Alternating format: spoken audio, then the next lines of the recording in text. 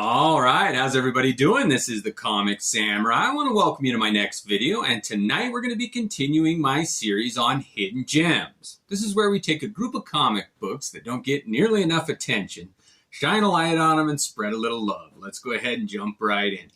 First up, we got this Flaming Carrot Comics number 17, put out by Renegade.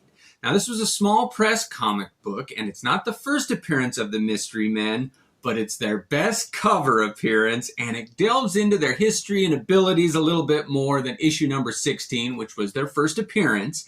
But they're on the cover of this one, and I love this layout. It's just the first time that they actually look like a superhero team. I was a big fan of the movie that came out in '99, and I just think that this is right up there with The Crow. It's a black and white indie comic book that they made a movie of that has great characters, and I think that that movie, because of its cult following, they'll make a sequel of. And this will be a really sought-after comic book. It's a fun one. Even if they don't do anything, those Mystery Men, they were a good group. It was entertaining. Let's go ahead and move it on. Next up, we got Iron Fist number 11. And this is a great comic book. Although it doesn't have a John Byrne cover, he does do the interior art, and it was some early Byrne stuff. Chris Claremont did write this. And when those two get together, I mean, it's the making of magic right there. But this is the first of a two-part story where Iron Fist fights the Wrecking Crew, and I really think they're going to be some great villains for the Marvel Universe. I hate to go on a tangent here, but that Spot that they used in the new Spider-Man movie, he wasn't a good villain to begin with in the comic books. Why not base the movie villains off some great comic book villains? And the Wrecking Crew is an exciting group of different personalities and characteristics, and they are powerful. Also, I wanted to note in this comic book, there's some cameo appearances. John Byrne draws Matt Murdock, Daredevil, and Jean Grey and Scott Summers. And this is a '76 comic, so it was an early version of those characters for him. And the story does continue in this Iron Fist number 12. And again, it's got John Byrne art. And what I like about this series is that the Wrecking Crew make a return. They had been out of the picture for a while, and when they returned, they wanted to fight Thor. Their main goal was to take down Thor and get some cred back. Well, they didn't just get handed Thor, they had to fight their way to him, and they had to go through Iron Fist, and he teamed up with Captain America, and he took him down. It's like the WWF, when a new wrestler wanted to come out and be king of the ring, he had to make his way through the ranks first, and this is a great story. Moving on, we got Powers number 31, and this is a controversial comic book. If you can find a copy of this one, I always recommend comics that have a controversy or a story or there's a tie to pop culture, but this is a different comic book. It was really looked down on by a lot of people when it first came out. It kind of is a different way of storytelling. It's like these primitive apes, and it's not for kids. There is some nudity, and some people think that they got Bendis and Oeming got away with one on this one. So if you've read this one, let me know what you think. I love it. It was so different, and different in a good way. It entertained me. Powers number 31. It's a good one. Next up, we got Iron Man number 152. And this is the first appearance of his stealth armor, and it is beautiful, black with red glowing eyes, and this is the first cover appearance of it, and it is only around for 4 or 5 pages in the comic before Tony Stark drops it. But the little bit that it exists in comic books, I think, is worth hunting it down for. I like that stealth armor.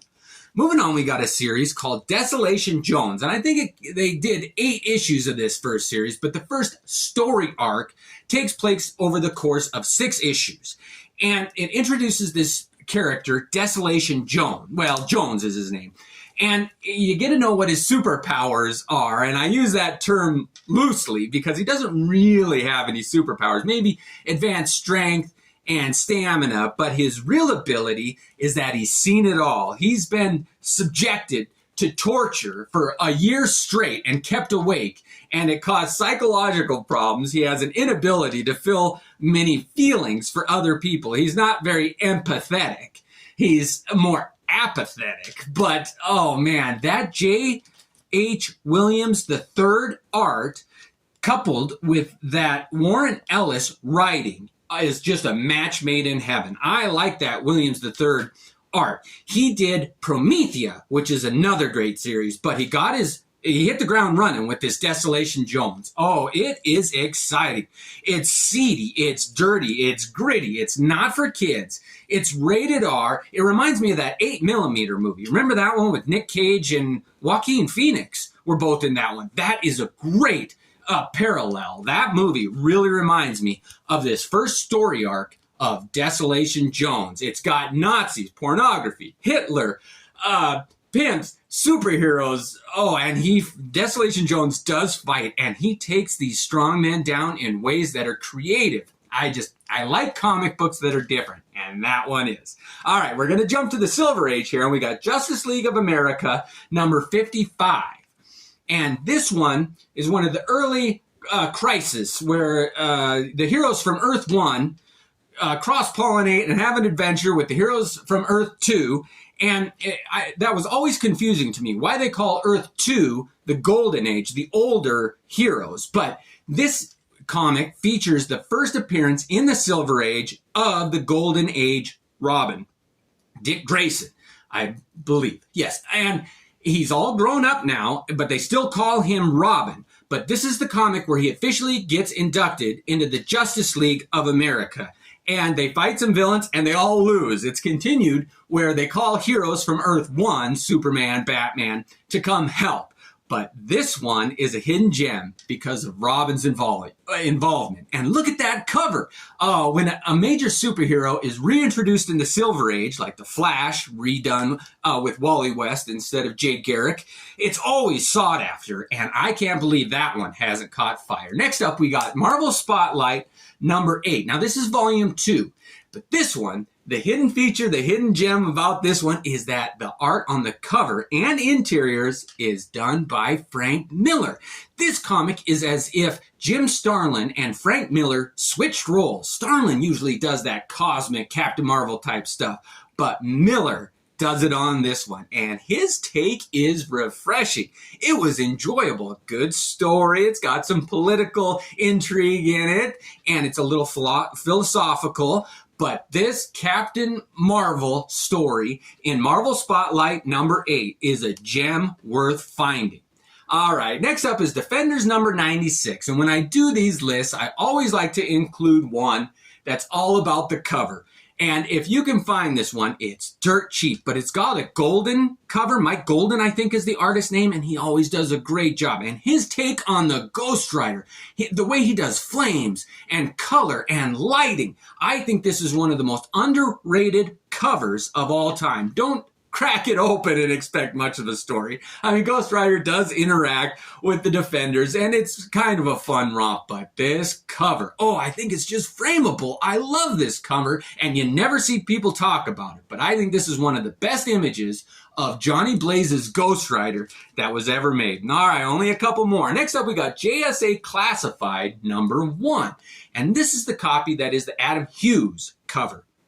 And I like that Connor's art. I think she did the other version of this one, but this one, it's not only is it delve into the origin of Power Girl, one of my favorite characters, but it's got that beautiful cover. And I think this one is destined to be an icon. I think when people think of Power Girl, they're going to think of this image, just like Brian Boland's Joker or Frank Miller's Batman. I mean, when you think of somebody, there's always an artist tied to it. And I think this one is destined to be an icon. I really dig that. And you get to find out some of Power Girl's history. I mean, or an origin.